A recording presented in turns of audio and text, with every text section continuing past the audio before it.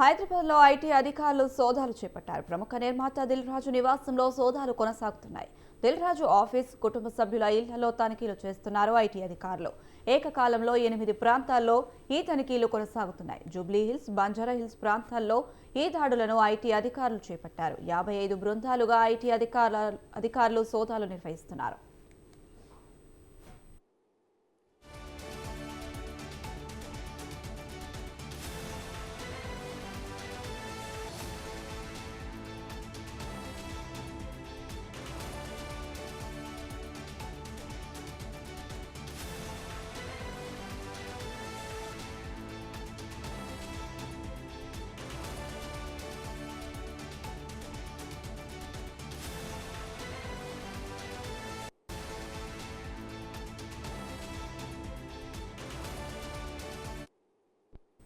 హైదరాబాద్లో ఐటీ అధికారులు సోదాలు చేపట్టారు. ప్రముఖ నిర్మాత దిల్ రాజు నివాసంలో సోదాలు కొనసాగుతున్నాయి. దిల్ రాజు ఆఫీస్, కుటుంబ సభ్యుల ఇళ్లలో తనిఖీలు చేస్తున్నారు ఐటీ అధికారులు.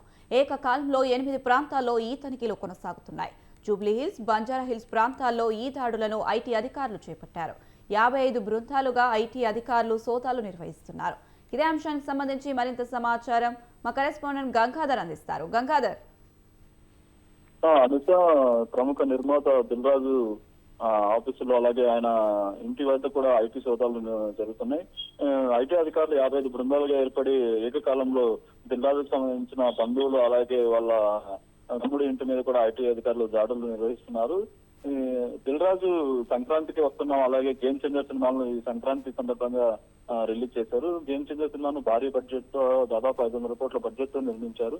అయితే గేమ్ చేంజర్ సినిమా సరైన సక్సెస్ అందుకోలేదు. ఈ నేపథ్యంలో ఆ సినిమాతో లాస్ వచ్చిందని కూడా తెలుస్తుంది. అలాగే మరో సినిమా వెంకటేష్ నటించిన సంక్రాంతికి వస్తున్న సినిమా అయితే భారీ బడ్జెట్ కాకపోయినా నార్మల్ బడ్జెట్ తో నిర్మించారు. కానీ అది అత్యధిక వసూలు రాబట్టినట్టు కూడా తెలుస్తుంది. దాదాపు 200 కోట్లకు పైగా ఆ సినిమా కలెక్ట్ చేసినట్టు తెలుస్తుంది. ఈ నేపథ్యంలో గేమ్ చేంజర్ కు పెట్టిన 500 కోట్లు, అలాగే దీనికి వచ్చిన 200 కోట్లు, దాదాపు 700-800 కోట్ల వరకు అక్కడ లావాదేవీలు జరిగినట్టు తెలుస్తుంది. ఈ లావాదేవీలన్నీ సక్రమంగా జరిగాయా లేక ఏమైనా అవకతవకలు ఉన్నాయనే విషయం మీద ఇప్పుడు ఐటీ అధికారులు దిల్ రాజుకు సంబంధించిన ఇల్లు, కార్యాలయాల్లో కూడా తనిఖీలు నిర్వహిస్తున్నారు.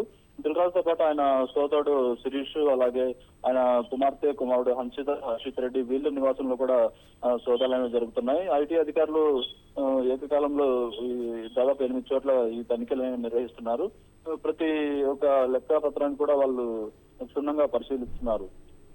ఇప్పటి వరకు దిల్ రాజు ఇండస్ట్రీలోకి వచ్చి దాదాపు 30 ఏళ్లకు పైగా అయింది. ఇప్పటి వరకు ఆయన ఐటీకి సంబంధించి ఎలాంటి అవకతవకలు జరగలేదు. కానీ తొలిసారి ఆయన ఇప్పుడు ప్రభుత్వంలో కూడా ఉన్నారు, ఎఫ్డీసీ చైర్మన్ గా ఉన్నారు. ఎఫ్డీసీ చైర్మన్ గా ఉన్న టైంలో ఇప్పుడు సోదాలు జరుగుతుండడంతో ఒక ఉత్కంఠ అనేది నెలకొంది. అసలు దిల్ రాజు కార్యాలయాలు ఏం జరుగుతుంది, ఏంటి, అన్ని సక్రమంగా ఉన్నాయా లేదా అని దాని మీద ఒక ఇదైతే నెలకొంది. ఇప్పుడు దిల్ రాజుకు తో మొదలుపెట్టి మరికొంతమంది నిర్మాతల ఇళ్లలో కూడా సోదాలు జరిగే అవకాశం అయితే కనిపిస్తుంది. Right Gangadhar, thank you.